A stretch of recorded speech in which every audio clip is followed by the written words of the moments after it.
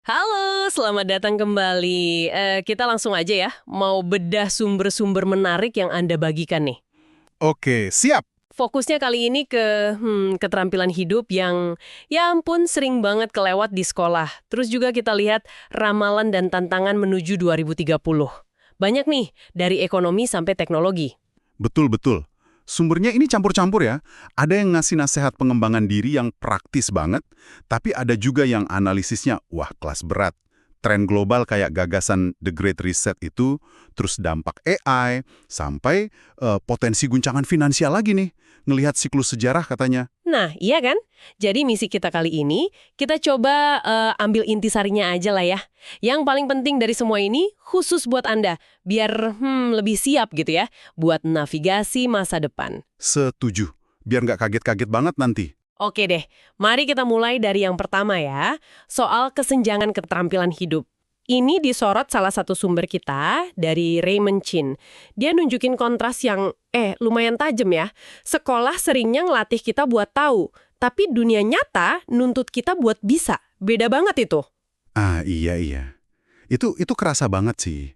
Maksudnya, life skills ini kan bukan cuma soal gimana caranya bertahan hidup aja ya, tapi lebih ke kemampuan fundamental. Fundamental gimana tuh maksudnya? Ya, kayak kemampuan buat ambil keputusan yang bijak. Itu kan tiap hari kita hadapi ya. Terus, gimana bangun karir? Bukan cuma kerja, tapi benar-benar ngebanguninnya. Gimana interaksi sosial yang efektif, sampai gimana kita bisa berkontribusi di masyarakat. Ini kayak fondasi gitu loh buat hidup yang ya lebih berdaya lah. Bener juga ya. Kadang hal-hal gitu dianggap sepele, padahal penting banget. Ada contoh spesifik nggak dari sumber itu? Ada beberapa. Misalnya nih, soal menghadapi kesalahan. Di sekolah, kalau salah kan, wah nilainya jelek, bisa dihukum gitu ya. Iya, momok banget lah pokoknya. Nah, tapi di dunia nyata, justru kemampuan buat bangkit lagi setelah gagal, belajar dari kesalahan, itu terus berani ambil risiko lagi, itu yang jadi kunci sukses. Polanya juga disebutin. Sederhana sih, akui dulu salahnya, terus dianalisis kenapa bisa salah, tanya diri sendiri, perbaiki, terus tinjau lagi hasilnya. Jadi mental anti salah dari sekolah itu harus dibuang jauh-jauh ya? Banget! Itu malah menghambat. Terus ini nyambung juga ke kemampuan cari peluang. Sekolah ngajarin cara kerja, oke lah itu. Tapi jarang banget ngajarin cara cari kerja. Oh iya bener, kayak bikin CV yang bener, latihan wawancara sampai networking atau bangun jejaring profesional itu kan? Persis. Makanya banyak lulusan pinter, IPK tinggi, tapi bingung setengah mati pas cari kerja pertama. Karena skill praktisnya nggak diasah. Setuju banget. Nah terus ada lagi nih yang juga sering jadi masalah, urusan duit. Wah, ini dia nih. Banyak loh orang pinter akademis, jago di bidangnya, tapi keuangannya berantakan, nggak bisa ngatur duit, malah ada yang kejebak pinjol. Gawat kan? Gawat banget, padahal basicnya penting banget ya. Penting banget. Kayak bikin anggaran bulanan, budgeting, ngerti cara ngelola utang, bukan cuma bayar cicilan loh ya, tapi paham opsi kayak misalnya refinancing biar dapat bunga lebih rendah, atau restructuring kalau lagi susah bayar, jadi skema cicilannya diubah. Sampai ke perencanaan keuangan jangka panjang. Ini krusial buat semua orang, nggak peduli profesinya apa. Dan sumber-sumber lain juga nyebutin soal persiapan finansial ini kan, ngelihat siklus ekonomi yang katanya suka ada krisis. Ini bukan cuma buat pribadi, tapi juga kesiapan ngadepin potensi guncangan ekonomi yang lebih besar. Oke. Nah, tadi kan disebut life skills ya. Selain finansial, apalagi yang sering dibilang lebih penting dari IQ di dunia nyata? Nah, ini dia. Kecerdasan emosional, EQ. Sering banget kan kita dengar, sukses di kerjaan atau bisnis itu nggak cuma soal pinter otak, tapi juga soal, social skill. Gimana tuh maksudnya social skill dan EQ? Ya, kemampuan komunikasi yang efektif, bukan cuma ngomong, tapi juga basa-basi yang pas, gimana nyelesain konflik kalau ada masalah sama orang lain. Terus active listening, bener-bener dengerin apa kata orang, bukan cuma nunggu giliran ngomong. Oh, active listening. Itu penting tapi susah ya? Susah-susah gampang, tapi intinya di EQ itu. Ada 4 pilar biasanya disebut. Pertama, sadar diri, self-awareness, kenal emosi sendiri. Kedua, kelola emosi, self-management, biar nggak gampang meledak atau down. Ketiga, peka sosial, social awareness, bisa baca emosi orang lain, ngerti situasi. Keempat, jaga hubungan, relationship management, bangun relasi yang baik. Ini semua kepake banget dalam interaksi sehari-hari, apalagi kalau jadi pemimpin. Wah, kompleks juga ya ternyata. Dan ini semua jarang disentuh di kurikulum formal ya? Jarang banget. Makanya disebut kesenjangan tadi. Nah, kesenjangan life skills ini jadi makin relevan kalau kita lihat tantangan masa depan yang dibahas di sumber-sumber lain itu. Oke, kita masuk ke sana ya. Ada gagasan yang agak kontroversial nih dari World Economic Forum, WEF, yang dikutip beberapa sumber. Kalimatnya kan Anda tak akan punya apa-apa dan Anda akan bahagia. Wah, ini gimana nih? Iya, itu memicu perdebatan seru. Sering dikaitin sama pergeseran dari konsep kepemilikan ke konsep akses atau sewa. Mungkin Anda perhatiin juga kan, sekarang makin banyak layanan langganan, sewa ini itu. Iya sih, mulai dari musik, film, sampai kendaraan mungkin ya ke depan. Bisa jadi. Salah satu argumennya ya karena harga aset, terutama properti, naiknya gila-gilaan. Lebih cepat dari kenaikan gaji. Jadi buat generasi muda makin susah punya rumah misalnya. Nah, konsep bahagia tanpa punya apa-apa ini bisa jadi ya semacam justifikasi atau prediksi arah ke depan gitu. Tapi ini ada kaitannya sama agenda The Great Reset yang tadi disebut Giga kan? Betul. Sering banget dikaitkan. Jadi The Great Reset ini kan agenda WF pasca COVID ya. Tujuannya katanya sih mulia. Bangun ulang ekonomi global biar jadi lebih, kutip ya, berkelanjutan, adil, dan pasti berbasis teknologi. Kedengarannya bagus ya, tapi kok banyak yang khawatir?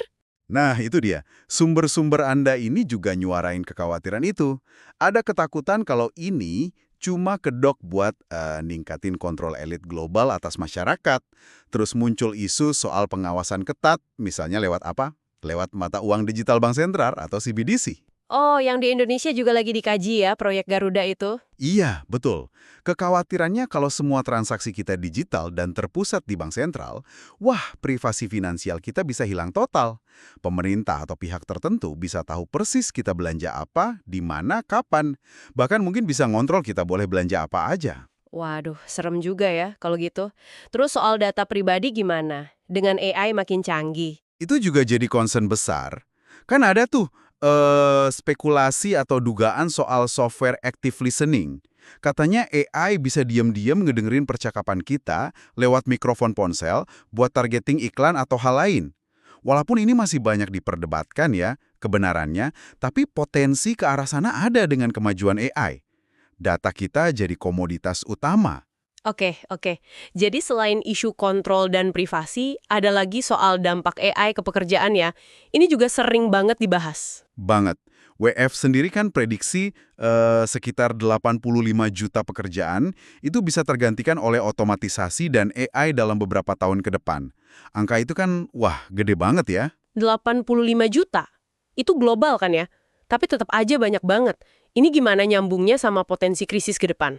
Angka itu memang signifikan, dan kalau benar terjadi, efeknya bisa memperlebar jurang ketimpangan ekonomi.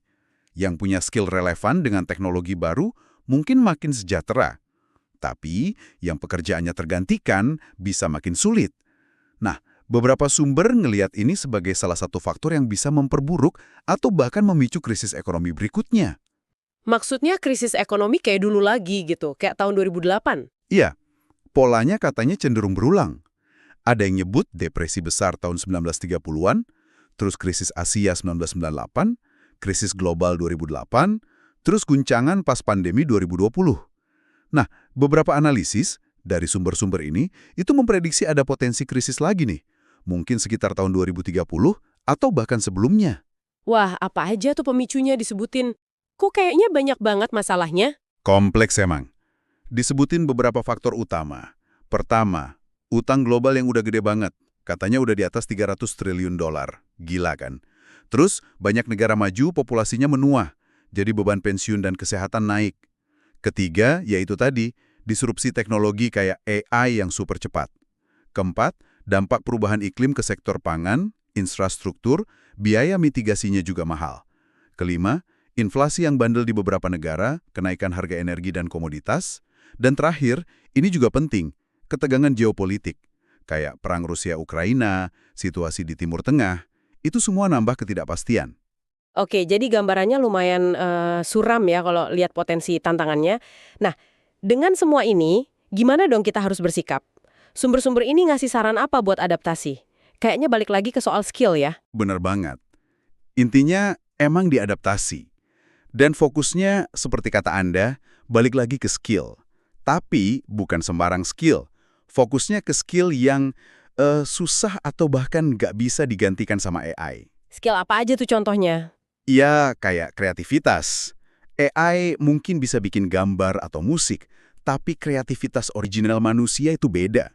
Terus, empati. Kemampuan ngerasain dan ngertiin perasaan orang lain. Ini mesin susah banget nirunya. Terus, kompleks problem solving. Mecahin masalah rumit yang butuh banyak pertimbangan non-logis. Kemampuan bercerita atau storytelling. Itu juga skill manusiawi banget. Intuisi, firasat, sama pertimbangan moral dan etika. Mesin kan nggak punya itu. Masuk akal sih. Jadi skill-skill yang lebih manusiawi gitu ya. Nah, secara praktis nih, langkah-langkah apa yang disarankan sumber-sumber itu buat kita siap-siap? Nyaranin pakai teknik berpikir namanya inversi. Inversi? Apa tuh? Jadi, kita mikirnya dibalik.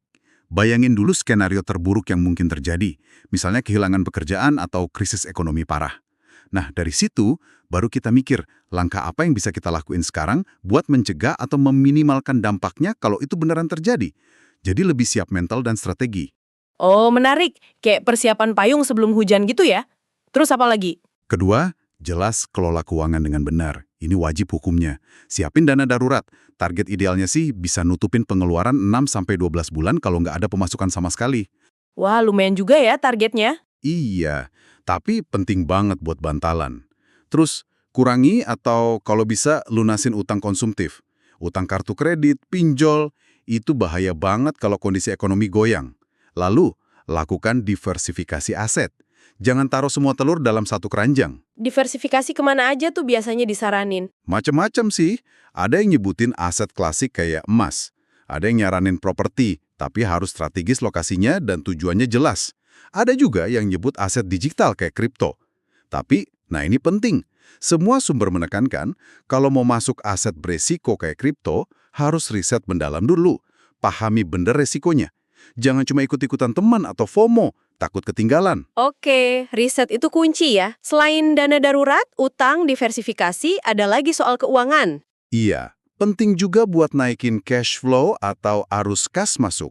Cari cara nambah penghasilan, entah dari kerjaan sampingan, bisnis kecil, atau investasi yang ngasilin pendapatan pasif. Pokoknya gimana caranya pemasukan lebih gede dari pengeluaran secara konsisten. Sip, sip. Itu langkah kedua ya soal finansial. Langkah ketiga apa? Ketiga, jangan pernah berhenti belajar. Upgrade skill terus-menerus. Dunia berubah cepat banget. Skill yang relevan hari ini, mungkin besok udah nggak kepake. Manfaatkan juga teknologi, termasuk AI, sebagai alat bantu buat ningkatin produktivitas kita, bukan malah jadi takut atau ngerasa terancam. Jangan malas belajar pokoknya. Oke, lifelong learning ya istilahnya. Terus? Keempat, ini juga penting di era informasi sekarang. Saring informasi secara kritis.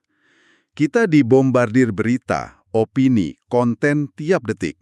Jangan telan mentah-mentah. Cek sumbernya, bandingkan berbagai sudut pandang.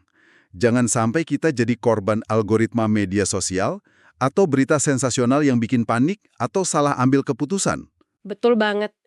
Gampang banget kepancing emosi sekarang ya. Ada lagi? Kelima, bangun komunitas atau jaringan yang kuat. Di masa sulit, dukungan dari orang-orang terdekat, teman, keluarga, atau komunitas profesi itu penting banget. Bisa saling bantu informasi, peluang, atau sekedar dukungan moral. Jangan menyendiri. Oke, jadi ada inversi, finansial, belajar terus, saring info, bangun komunitas. Nah, yang paling penting dari semuanya apa? Pesan utamanya sih, jangan menunggu. Jangan nunggu sampai krisis beneran datang baru panik. Waktu buat bersiap itu mungkin nggak banyak. Mulai aja dari sekarang, sekecil apapun langkahnya. Mau mulai nabung dana darurat dikit-dikit, mau mulai belajar skill baru sejam sehari, pokoknya mulai aja. Action. Wah, mantep banget nih rangkumannya. Jadi, kesimpulannya cukup jelas ya. Emang ada celah nih antara pendidikan formal kita sama kebutuhan kecakapan hidup di dunia nyata. Itu fakta. Iya, PR besar itu. Terus, di saat yang sama, masa depan ini kelihatannya penuh ketidakpastian ya. Ada tantangan ekonomi, disrupsi teknologi yang cepat banget, tapi ya mungkin ada peluang baru juga di baliknya.